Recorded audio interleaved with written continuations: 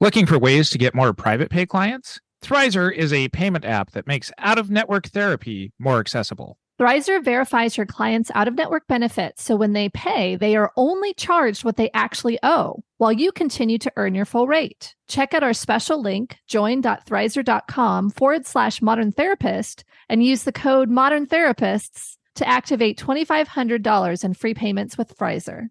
We're super excited to partner with Laura Reagan, LCSWC, who created the Trauma Therapist Network, a community providing support and training for relational trauma and attachment therapists. Check out our special affiliate link, bit.ly/Modern Trauma Therapist Network for more information. You're listening to the Modern Therapist Survival Guide, where therapists live, breathe, and practice as human beings. To support you as a whole person and a therapist, here are your hosts, Curt Widhelm and Katie Vernoy. Welcome back, Modern Therapists. This is the Modern Therapist Survival Guide. I'm Curt Widhelm with Katie Vernoy, and this is the podcast for therapists where we talk about the things going on in our profession, the things going on in our clients, the trends in our field, and these kinds of things. And we are joined once again by our great friend, Adriana Rodriguez, LMFT. And we're here to talk about what's up with so many therapists just being like, I don't want to work with couples or families, and totally just working individually with people. And we have all kinds of thoughts on this stuff, but thank you for joining us. And before we get to the complaining part of the episode, thank you for being here again. Thank you for having me. I'm always excited to be here. So the first question we ask everyone, and we will link to Adriana's first episode in our show notes, but to catch everyone up that didn't hear that one, who are you and what are you putting out into the world? Yeah, I always prepare for this question, and then it's like, whatever's going to come out, it's going to come out. So I'm Adriana Rodriguez. My pronouns are she, her, hers, ella, and I'm a licensed marriage and family therapist. And what am I putting out into the world? Right now, I feel like the season is a little bit different than the last time I was in the podcast. And so the umbrella of everything that I do is still the same, which I would say is intersectional mental health, intersectional wellness. So all the axes of intersectional power, privilege, and systems. But this time around, last time I talked about supervision and some of the issues that I face, both supervising, but also myself as a supervisee. Now on this end, now that I moved into private practice, I kind of have been focusing on working with couples and adult families. And so the systems work has become really in front of me. And so inevitably, I've been focusing on relationship education is kind of what I'm calling it. So not only the therapy that we do with people in relationships, whether romantic relationships or family relationships, but more like the education of where do we learn to be in a relationship? And so that's how I'm showing up on social media. And a lot of the work that I'm doing is like, where are people learning to be in relationship with one another? And the bigger umbrella is that intersectional lens to look at our relationships.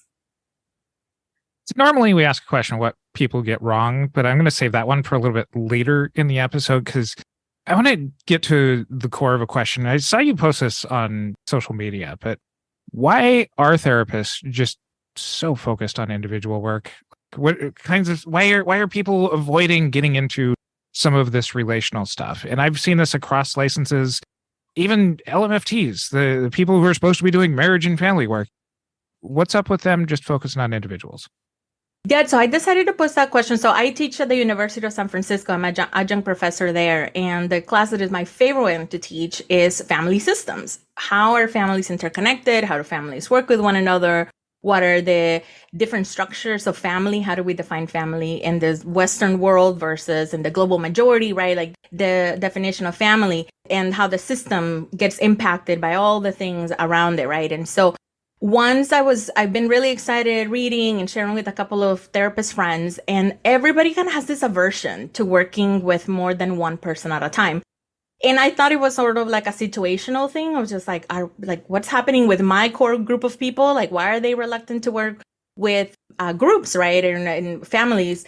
And so I went onto Facebook and I said like, hey, anecdotal research, because I would like to talk to my students about what are some of the things that potentially may show up for them, right? And so things that people mention is I have a hard time with overstimulation. And so the idea of having two people in front of me might overstimulate me. Conflict. I personally don't like dealing with conflict. And so I find it really hard when people come with conflict and I have to manage and facilitate and sort of mediate between the two of them. And the most common one that came up is the lack of training. Poor training, even for the MFTs, right? Everybody that sort of was commenting, and I've probably like a small sample group of like 50 people, right, that were actually really excited to share with me what their own challenges were across the board. As people kept commenting, it came across like, yeah, maybe if I had more training, maybe if this would have been a focus more in my classes, I would feel more comfortable. But as it is, I already know that personally, I don't have this like desire to get into conflict, to get into managing of people. And because I don't have the training, that's not something that I'm prioritizing at this moment. So I think from my anecdotal research is that people realize that there is this need, but there's this personal sort of intersectional personal reasons, but also poor training that the most of us have received around system work.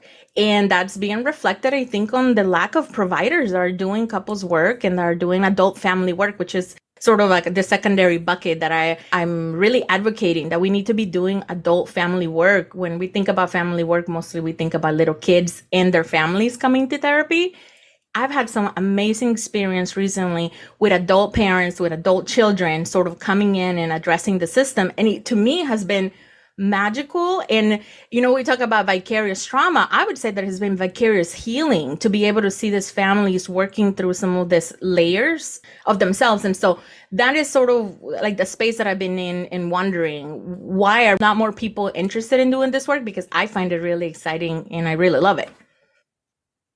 You think that there's some systemic issues on this? I know at least here in California, it seems like even a lot of the MFT master's programs are kind of like clinical psych programs with an emphasis in marriage and family therapy, where it's almost like, here's a training to become a junior psychologist, where there's even just kind of a lack of just family systems people, even in the education positions. I think so. I think that there is a focus that even in the MFT programs that I teach in, where we are overemphasizing a lot of the diagnosing, a lot of the things that I know on this end are very much for insurance, right? Insurance compliance. And so this is kind of those moments where systemically, I think that many people, even the ones of us that are not accepting insurance, sort of are replicating that through our training. We learn to think about individuals as one unit, right? We did take the couples class and we took the family class. But what I'm seeing is this lack of integration that throughout the different stages of what you're learning, scaffolding, right? Scaffolding, this idea that people still exist within a system, whether they come with those people into therapy or not, even as individuals.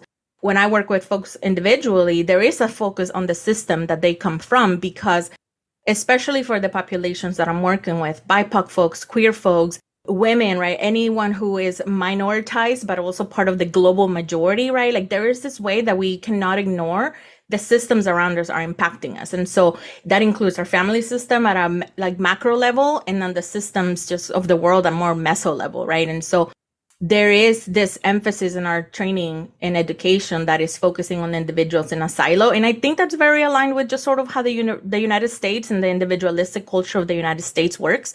And so it's like the system replicating itself within our therapy system. Yeah, that's what I was hearing a lot of when you were talking. I kept thinking, yeah, this is rugged individualism. This is people being completely responsible for, everything, not really looking at systems necessarily, and identifying the problem within the individual and the solution within the individual. And I feel like that is limited. I mean, I love doing individual work, don't get me wrong, but I have a strong respect for the systems and the circumstances folks find themselves in. And to me, it does seem very limiting if people will not or refuse to do adult family work or couples work, when even within the work that they're doing with a quote unquote identified patient. Mm-hmm. How do you set up the structure for figuring out the best unit of treatment for folks that come in to see you? So on Instagram, there is this meme that has come across, and so maybe the two of you have seen it, but it says, I go to therapy for the people in my life that don't go to therapy. And yes, I feel like that meme always comes up in my individual work. And then also when I'm doing the either couples work, polycule work, or adult family work, right? When I'm doing group work, here we have the people that we are supposed to be going to therapy individually, right? And so for me, it's like there is this from the get-go naming that you belong to people, you belong to systems, you belong to society, whether you're involved in it or not. And so from the get-go in the structure is we are going to be thinking about the root causes, the origin, but not only like who do we blame, but rather who do we hold and who do we share responsibility and accountability for where we find ourselves with people, right? For a lot of the BIPOC folks in the communities that I'm working with, one of the things that very commonly we're talking about is imposter syndrome. And I mean, like, I can work with you individually on imposter syndrome, but if I'm not talking about how you being a person of color, how you being queer, how you being a woman, how you, whatever intersection, and I'm not holding those parts accountable, then how are we going to address your imposter syndrome? Because then it would allude that there is a problem that you have the power to handle or the change or to do something about. And then it leaves, I think, a little bit of gaslighting of, I'm doing all the work, I'm putting all of this effort, but the system is not changing. And unless people know that the system is not going to change or it's going to change very slowly, and still you got to do this work, right? We're like, I feel like we're having a gap. And so when I'm doing that individual work, that's present all the time, talking about where did you learn this from? Where does it come from? Where did you see it replicated, whether in your family or outside with your coworkers, with your friends?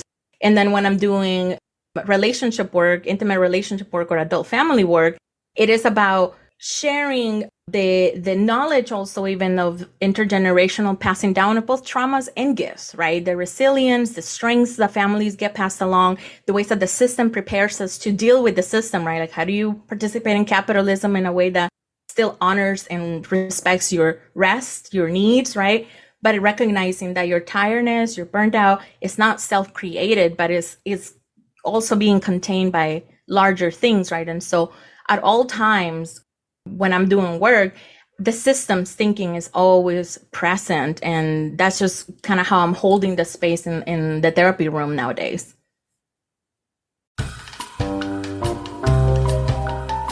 Just popping in quickly to let you know that Thrizer is a payment app that gets you more private pay clients. Thrizer links with your client's health insurance and verifies how much their insurance covers for out-of-network therapy. When clients pay for sessions with Thrizer, they are only charged what they actually owe. Thrizer covers the rest of your fee and works with their insurance to get the reimbursement. That means that your clients can use Thrizer to save upfront with their out-of-network benefits when paying for your sessions instead of submitting super bills and waiting for reimbursement. Thrizer is a great way to collect payments from your clients. Like all payment processors, their credit card fee is 3%, which is the only fee you pay for using the platform. Thrizer is a mission-driven company that believes therapy should be accessible to everyone, and therapists should earn a good living. Their platform helps do just that. Clients only ever pay what they owe, while you continue to earn your full rate. Check out our special link, join.thrizer.com/modern therapist, and use the code Modern Therapists to activate $2,500 in free payments with Thrizer.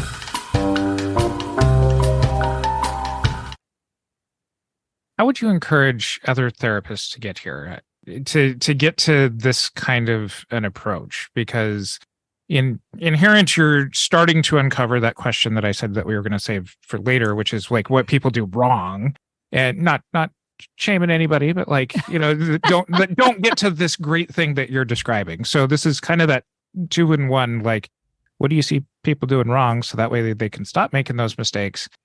But also, how do you get more people to start thinking in this more global way as far as that system's interaction with the clients that they're working with? How did we get here? I think this is kind of part of the introduction that I said, right? Like the bucket that holds all the work. Because the other day somebody was asking me, oh, you're a therapist, you're a speaker, you're a workshop facilitator, you're a relationship. There's this list of things that I do, right? That is just like, it's just too many. But it kind of made me take a step back of, but how do I do the many things that I do, right? And is this intersectionality, this acknowledgement that there is power and privilege at all times, in all layers, in all levels, right? And so for me, when I've had other focuses like supervision, or I've had even my own therapy as a just a person, right?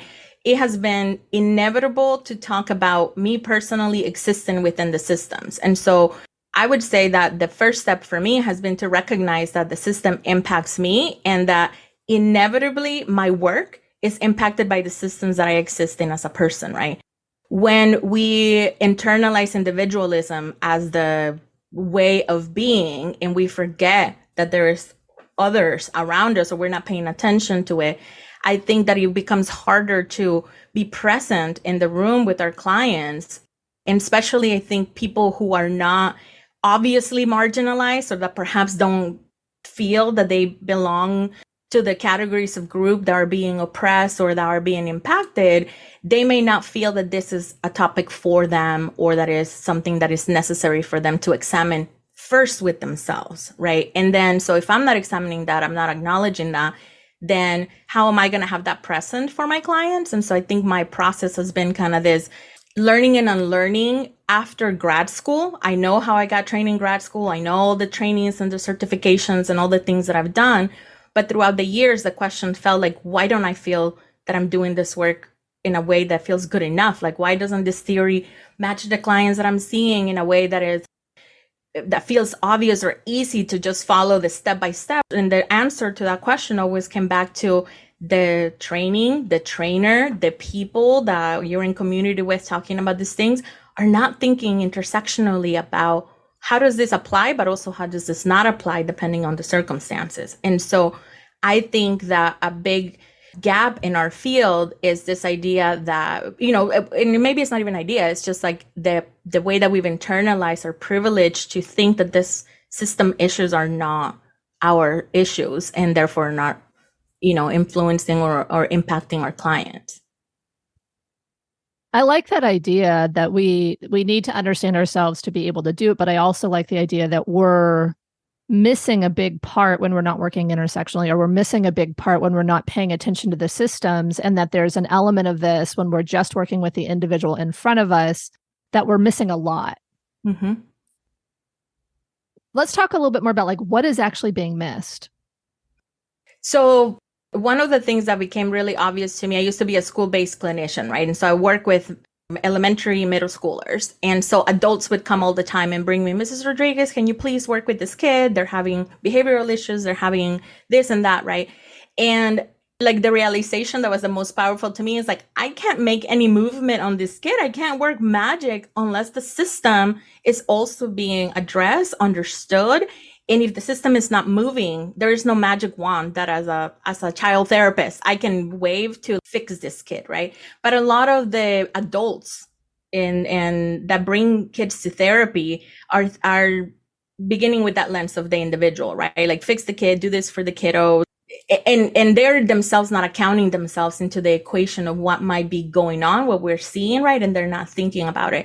So when I was in the schools working with kids, I became really like a fierce advocate that family work was necessary. My associates, my interns that I supervised, they were all required to make sure that they were involving the families actively, that they were having family sessions, whether consistently or occasionally, right? Because there was a part of how do we close the gap between what a kid might be learning, might be responded really well in therapy, but if the family is unaware, is unengaged, I was going to say uninterested, but I don't even know that is uninterested if they're not even know what they're missing out. And so it falls the responsibility of for us as the clinicians, as the therapists, to let the family know that we need them. And that's kind of what for me began, right? That when I was working with kids by themselves, one big part that was missing was the family. So then when I moved from being a school-based clinician and went into working with adults, that meant that mindset of when I'm only talking to you about your problem as an individual problem and we're not taking into consideration these other things, we're missing a big part. And I began doing couples work sort of by happenstance when I started inviting my individual clients to bring people as a collateral, right? Like that's what we would call it when we're coding it. Collateral meeting to help them bridge some of the things that they were learning in therapy that were relational in nature and that they maybe were struggling and how to be able to bridge that in their life, right? And so we would talk about, well, why don't you bring them in? And it would be my job to hold the environment to know this is not couples therapy, this is not family therapy, this is therapy in support of your goals, in support of the direction that you're going. But immediately it dawned on me, like, why am I not actually officially offering this? And like the people that want to do this work and that feel compelled, ready, available to do this work to just come in. And that's how I even, the most obvious one I think is couples therapy that more people do, but there's like a huge gap in adult families needing to manage and deal with their adult family issues. And there are not a lot of therapists doing that work, available to do that work. And so because of the work that I did with kids and the inevitability of involving everybody else or somehow they existing even when they weren't present, I have not been able to remove that type of mentality. And I don't want to. I think is really what makes my work personally really special is that other people get to come to the couch, even if they're not there physically. They're here with us and we're including them and understanding them. And when they get to come in, I find it so rewarding when I see people being able to like create those bridges with each other and then be able to be in relationship in healthier ways with one another. I find nothing more rewarding than that, because even in individual therapy, sometimes that is frustrating that your client is doing all this work, but their family, their system, their work is not changing. And it leaves people frustrated, defeated, at times disappointed, right? And so from the work with kids, I think is the translation into this next step for me in working with adults, that we all have been somebody's children. And so we still remain their children, even if we're in contact with them, even if we're in a healthy relationship with them, right? So it, for me, has been inevitable to extend in that way in my private practice. Hey, modern therapists. If you work with developmental trauma and attachment wounds, we bet you're feeling isolated and super worn down right now. With the pandemic and the chaos in the world, it can be hard to find people who get it. That's why we're so excited to partner with our friend and fellow podcaster, Laura Reagan, LCSWC. She created the Trauma Therapist Network to provide support, community, and training designed just for relational trauma and attachment therapists. Meet weekly on Zoom for live calls for self-care, case consults, and training. Registration is opening soon, so use our special affiliate link, bit.ly/Modern Trauma Therapist Network, to join the waitlist now. During early access, you'll be able to lock in the lowest pricing for your full membership, and when regular registration opens, if you use the code TTNSAVE20, you'll receive 20% off your first month.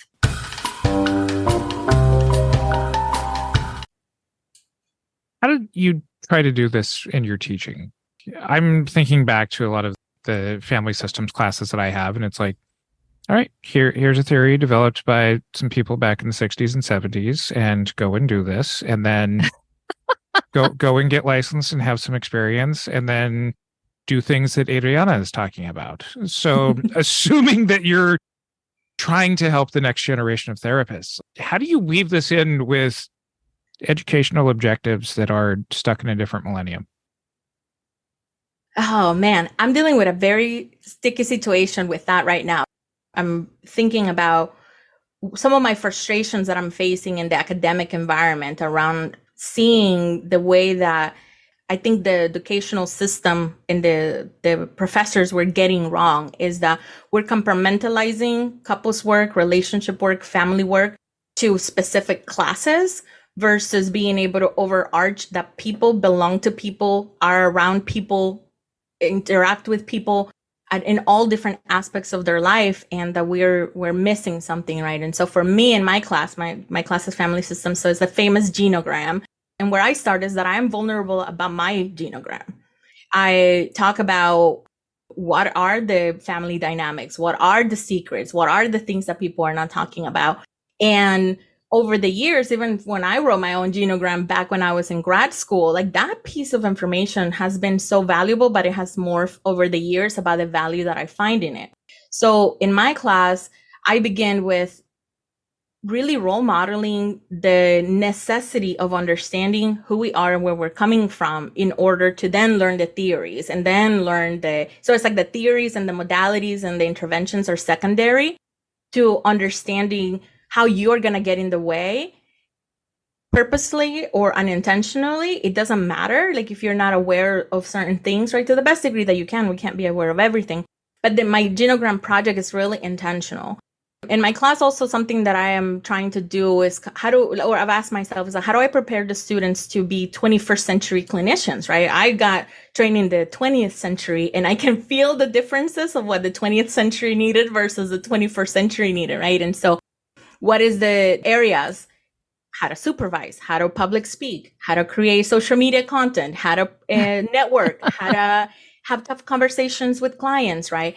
And so there are different parts of my class where not only are you reflecting in yourself, but also it's like go back to like the outside world and notice how the things that you're learning here are happening around those, with those around you, whether you work with them, whether you live with them, whether you're romantic relationship with them.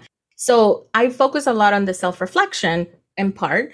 And kind of the next step, I would say, is the culturally and gender responsive practice beyond just the concept of intersectionality. I'm at the place where if somebody shows me the wheel of power and privilege one more time, I'm going to walk out of that training. It's not enough.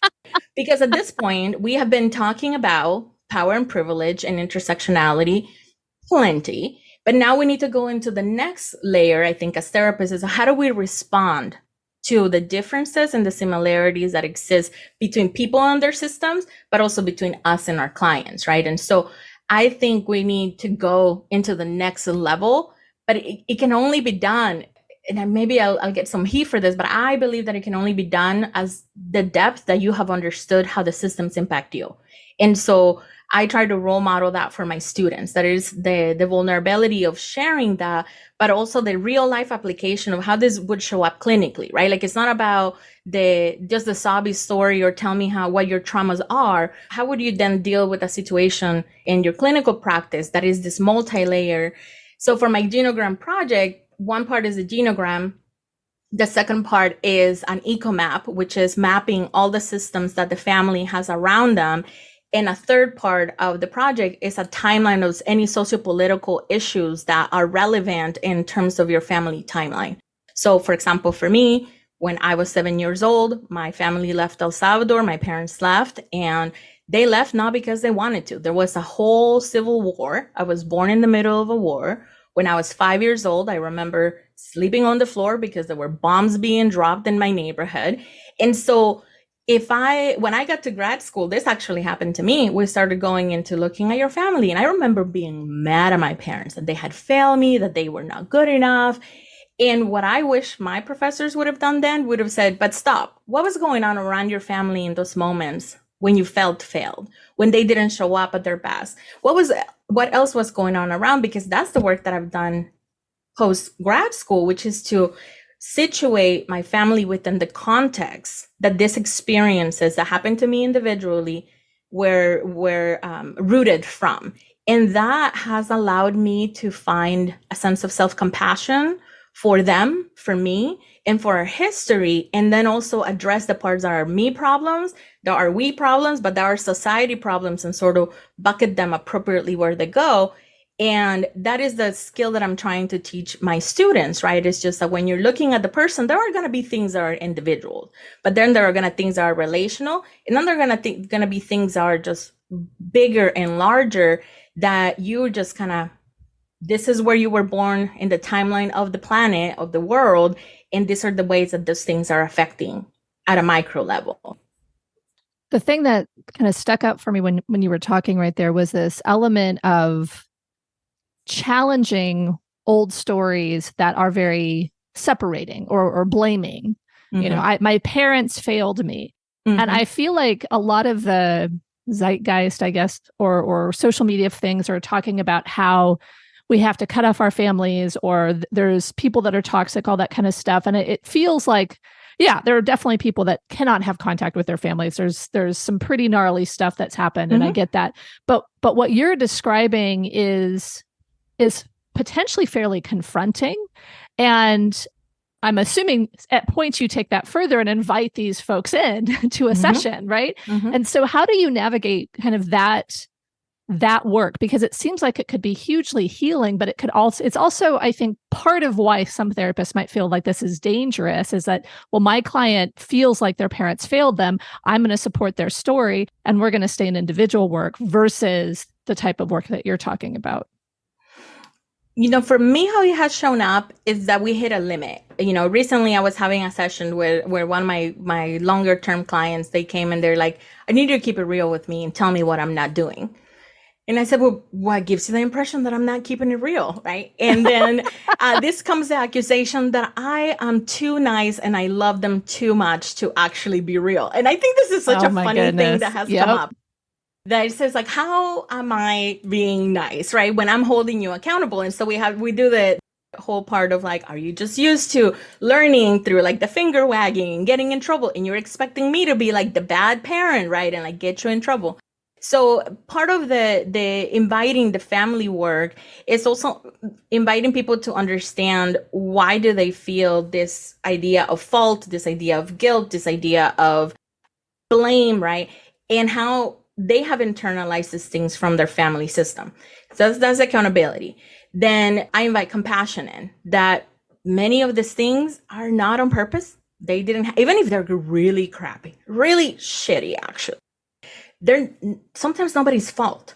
There are responsibilities that come once you have awareness. But if I am expecting my parents to have the type of awareness that me, a therapist who's trained in systems thinking, and who has done all this therapy work on myself, if I'm expecting my family to show up at that level, I'm going to be really disappointed, right? And so I help people level up their understanding of their family systems before inviting people in a way that leverages compassion, not to remove accountability, but to sort of ask for accountability in a way that is going to be able to match the timing, that match where the people are. So I wouldn't invite a family first session, second session, and just like, let's confront them, because it's not about confronting.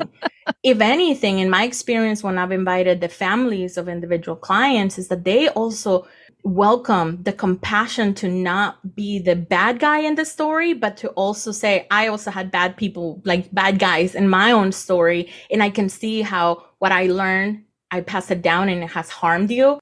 And so this compassion is not pass for accountability and for responsibility, and then for action that is aligned with what you have discovered in your work. But some of us are not used to thinking compassionately about our issues, like self-compassion, right? But also with compassion about the world that we live in and how it has impacted others, and that has led to harm.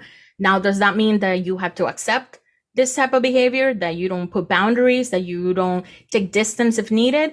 The action, post having these realizations with compassion, that's where you come into your power, right? Your ownership. That's more like the individual work. What do you want to do? Me working with majority Latinx immigrants, first gen people, if I ever told my clients, you got to cut your family off, I would be fired. Like, that is just not something that you do, Yeah.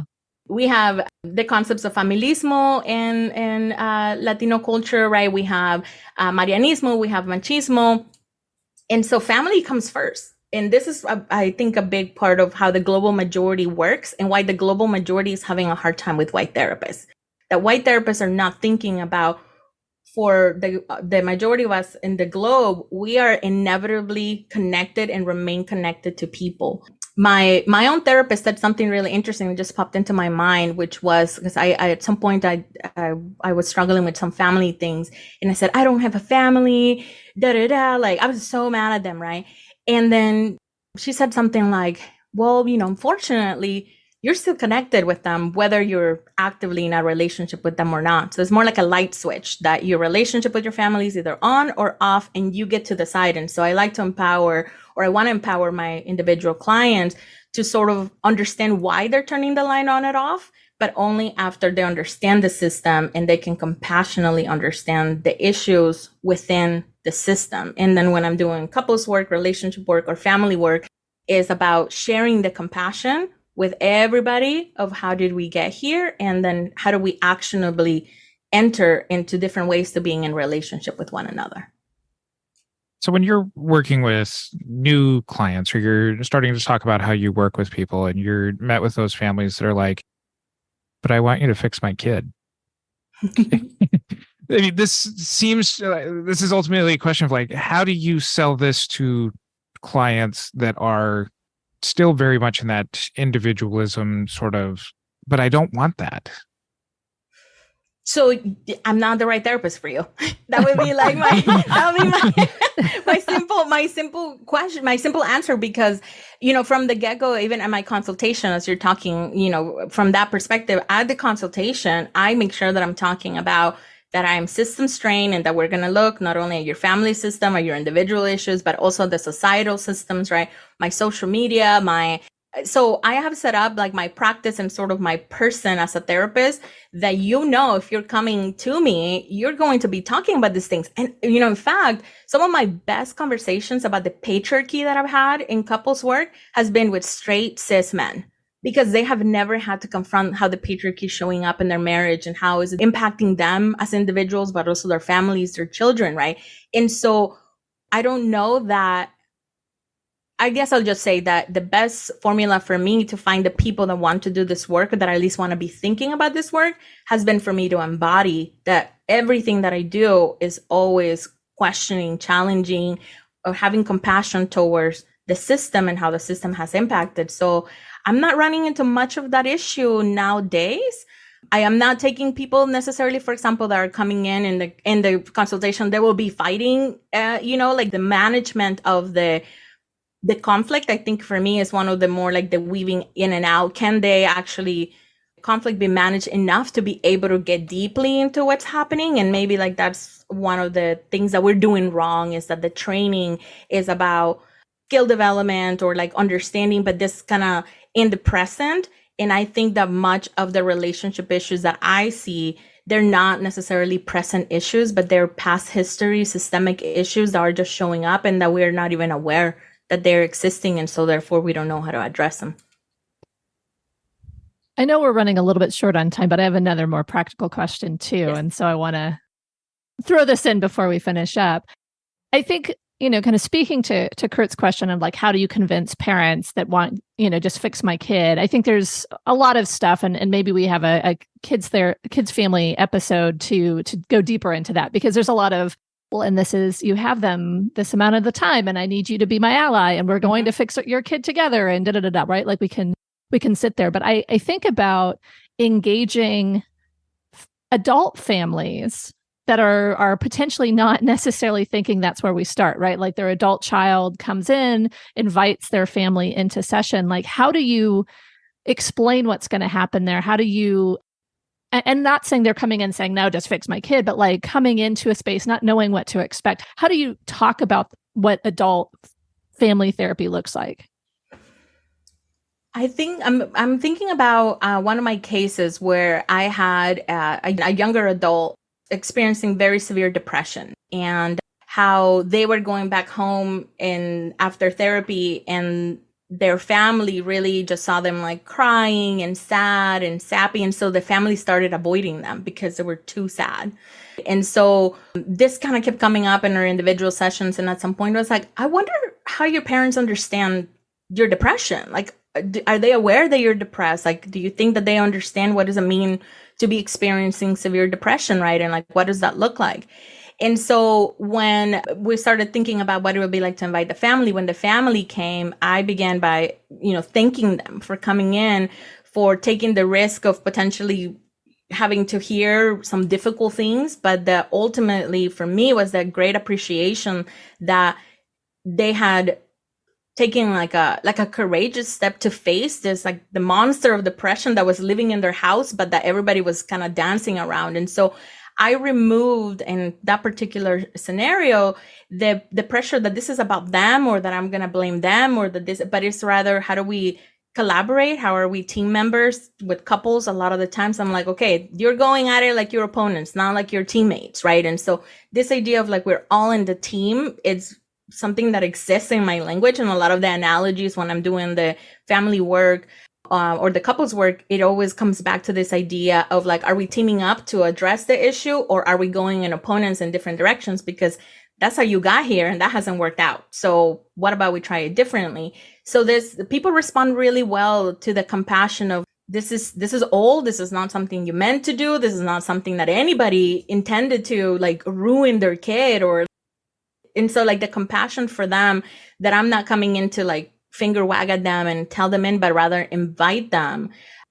is, I really think, the sweet spot for people to be more bought in. They're afraid of us therapists because of the trope of like mommy issues and daddy issues, right? I think a lot of adult families are just afraid that they're going to come in into a blame fest.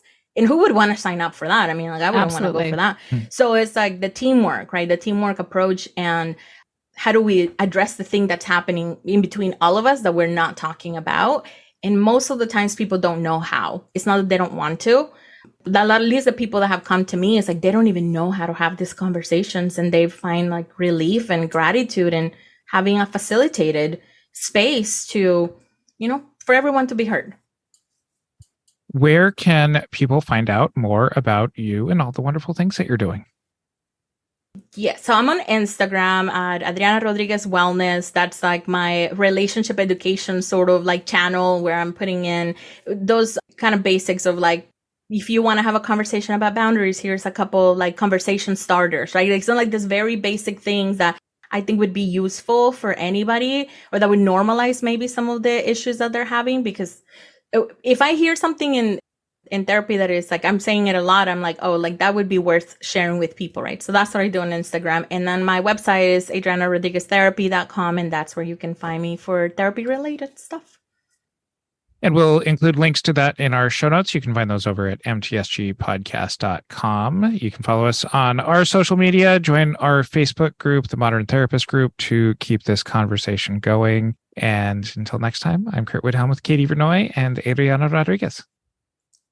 Remember to check out Thrizer for a new way to attract and retain cash pay clients. It's a win-win concept that makes out-of-network therapy more accessible while you earn your full rate. Visit join.thrizer.com/modern therapist for more information and to get set up in minutes. And use the code Modern Therapists for $2,500 in free payments on Thrizer. Just a quick reminder, registration for the Trauma Therapist Network is opening soon. Get the best pricing you can by joining the waitlist now. Go to bit.ly/Modern Trauma Therapist Network to learn more.